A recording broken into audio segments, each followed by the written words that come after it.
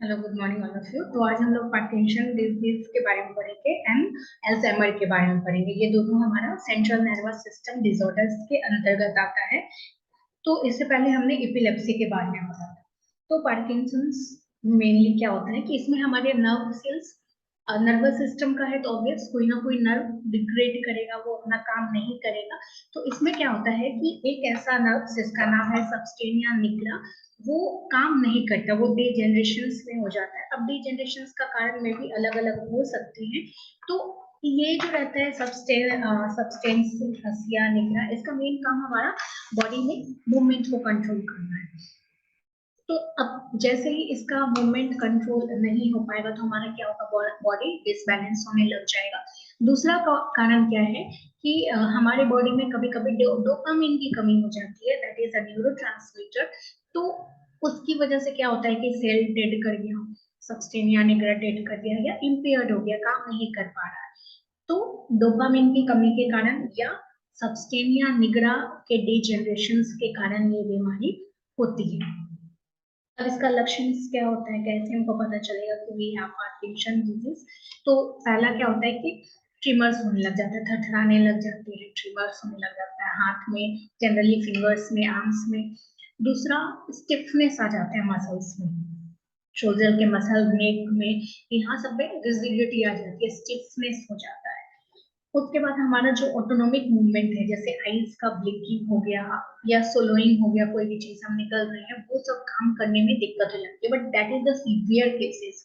तो अगर पार्किंसन हम सीवियर केसेस में है तो ये सब लक्षण हमको दिखेंगे। हम खड़े खड़े मूवमेंट सही से कंट्रोल नहीं हो पाता, तो हम गिर जाते हैं, डिप्रेशन में आने लग जाते हैं, डेमेंशिया होने लग जाता है, हमको खुद पे कंट्रोल नहीं होता। ओके, कारण क्या हो सकता है? तो पहला तो सर्टेन सेल्स जो सबस्टेनिया निग्रा है उसका ब्रेकडाउन के कारण होता है। दूसरा, हमारे बॉडी में डोपामिन की बहुत ज्यादा कमी हो जाती है। और भी बहुत सारे हैं, बहुत सारे ट्रिगर फैक्टर्स हैं, कुछ जेनेटिक फैक्टर्स हैं, कुछ आरएओएस के कारण होता है, ऑक्सीडेटिव डैमेज के कारण होता है, certain type of environmental toxins के कारण होता है। उसके बाद नेक्स्ट है कि अब हम इसको फार्माकोलॉजिकल मैनेजमेंट कैसे करें। तो इसी तरह डोपामिन लेवल को हम बनाए रखें। तो लिवोडोपा लेते हैं हम लोग, जो बॉडी में जाके डोपामिन में कन्वर्ट हो जाता है। दूसरा, डोपामिन के तरह जो काम कर रहे हैं एगोनिस्ट, उसके वैसे दवाई को लेते हैं, जैसे ब्रोमोक्रिप्टिन हो गया। तो ये सब जो है डोपामिन के जैसा काम करता है, मिमिक करता है। या फिर सीओएमटी इनहिबिटर्स है। सीओएमटी क्या है? एंजाइम से जो क्या करता है कि लिपोडेपा को मेटाबोलाइज कर देता है, डोपामिन को मेटाबोलाइज करके उसको कम कर देता है। तो इसको हम इनहिबिट करें जिससे कि लिपोडोपा हमारे ब्लड्स में बना रहे। तो इस टाइप के हम लोग ड्रग्स लेते हैं, सर्टन ड्रग्स के यूजेस करते हैं हम लोग। अब नॉन फार्माकोलॉजिकल मैनेजमेंट कैसे करें? तो हेल्दी ईट करके, बैलेंस डाइट लेके, वैसे सारे न्यूट्रिएंट्स लेके जो पार्किंसंस के लिए जरूरी माने जाते हैं। समटाइम्स एक्सरसाइज करने से हमारे बॉडी में रिजिडिटी आती है, जो रिजिडिटी है, फ्लेक्सिबिलिटी है, उसको बढ़ाने के लिए। नेक्स्ट हमारा क्या है कि हमारा बैलेंस बिगड़ रहा है, तो दैट्स कि हम क्या करें कि सीधा सीधा में चल के यू टर्न होके चले, हमारा जो फीट के बीच का डिस्टेंस है उसको मेंटेन करके रखे, एक हेल्दी वेट मेंटेन करके रखे, पीछे की तरफ नहीं चले। तो ये सबसे हम लोग मैनेजमेंट कर सकते हैं, नॉन फार्माकोलॉजिकल मैनेजमेंट। तो एक डिफरेंस है, कभी कभी कभी हम लोग क्या होते हैं कि एल्जाइमर और पार्किंसन में डिफरेंसेस नहीं कर पाते। तो एल्जाइमर मेनली डेमेंशिया है, जिसमें हम सिर्फ भूलते हैं, टोटल चीज भूल जाते हैं कि हम कौन है, इवन टोटल चीज। बट पार्किंसन में डेमेंशिया है, बट यहाँ पे क्या है कि पोस्चर का गड़बड़ी होता है, जनरली गिर जाते हैं, अनबैलेंसमेंट होता है, ट्रिमर्स होता है, हाथ वाथ थरथराने लग जाता है, लाइक दैट। ठीक है, तो ये हमारा अल्जाइमर्स है। अब हम लोग अल्जाइमर्स पढ़ेंगे। इसमें जो हमारा ब्रेन है, नॉर्मल ब्रेन, वो काफी श्रिंक हो जाता है और ब्रेन सेल्स डैमेज होने लग जाते हैं। जैसे ये देखिए, ये नॉर्मल ब्रेन है हमारा इतना बड़ा, और अल्जाइमर्स में यही श्रिंक हो गया, सिकुड़ गया।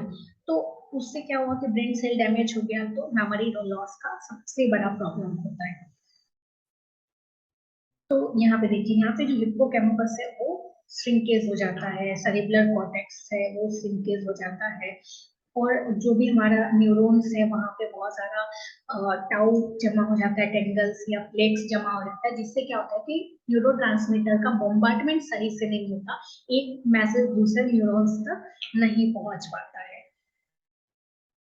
तो अब हमको क्या क्या सिम्टम्स दिखता है? सबसे पहले डिमेंशिया, मेमोरी लॉस, हम जो भी काम कर रहे हैं वो भूल जाते हैं, क्या काम कर रहे हैं, माइक्रोवेव कैसे चलाना है, फ्रिज कैसे खोलना है, ये सब चला जाता है, प्रॉब्लम कैसे सॉल्व करें, कैसे बोलें, कैसे लिखें, वो टोटल चीज हम भूल जाते हैं, टोटल चीज। अब ये क्यों होता है? तो बेसिकली पार्किंसंस का और इसका अननोन फैक्टर्स है, बट कुछ ट्रिगर फैक्टर्स है, जैसे उम्र, उम्र होने के साथ भी अगर आदमी को अल्जाइमर्स हो सकता है, अगर किन्हीं के घर में फैमिली बैकग्राउंड है इसका अल्जाइमर्स का तो में भी हो सकता है, जेनेटिकली हो सकता है, या कुछ एक ट्रिगर पॉइंट है जैसे डिप्रेशन हो गया, कार्डियोवास्कुलर डिजीज हो गया, या कभी उसको ब्रेन इंजरी हुआ है तो हो सकता है। और इसको ठीक करने के लिए दो हमारे पास दवाई हैं, इसको स्ट्रेस इनहिबिटर्स और दूसरा मेमेंटाइन। ये दोनों से अल्जाइमर्स को ठीक किया जाता है, बट टोटली क्योर अल्जाइमर को नहीं किया जा सकता, समहाउ उसके कंडीशंस को सुधारा जा सकता है। अब ये काफी खतरनाक है क्योंकि लोग टोटली भूल जाते हैं वो कौन है अल्जाइमर्स में। तो जो मेडिकेशंस है उसको सिक्योर लोकेशंस में रखना चाहिए, और जितनी भी डोजेज लिए जो कि उनको भूलने की बीमारी है तो हर एक चेकलिस्ट रखना चाहिए कि हाँ सुबह लिया फिर चेक करिए, तो दोपहर में अगर भूल भी गए तो उनको चेकलिस्ट देख के याद आ जाए कि हाँ हमने ये लिया है दवाई। तो वैसे ही जो भी उनका सामान है, मोबाइल है, वॉलेट है, वो एक जगह पे रखना चाहिए, या हमेशा कुछ अ, वैसा चीज लगा के रखना चाहिए कि उनको हमेशा ट्रैक कर सके। मोबाइल में ब्लूटूथ लोकेशन ऑन करके रखना चाहिए, मैप ऑन करके रखना चाहिए। डेली शेड्यूल क्या क्या काम करना है उनको एक व्हाइट बोर्ड पे या कैलेंडर पे लिख के देना चाहिए, हमेशा वो गिर जाएंगे या कुछ भी इस टाइप से। तो एक्सेस फर्नीचर फर्नीचर जो भी चीज है उनसे दूर रखना चाहिए। कभी कभी लोग खुद को भूल जाते हैं, तो ऐसे लोगों के लिए और कंफ्यूजन पैदा ना करे, इसलिए बहुत ज्यादा मिरर्स या शीशा नहीं लगाना चाहिए।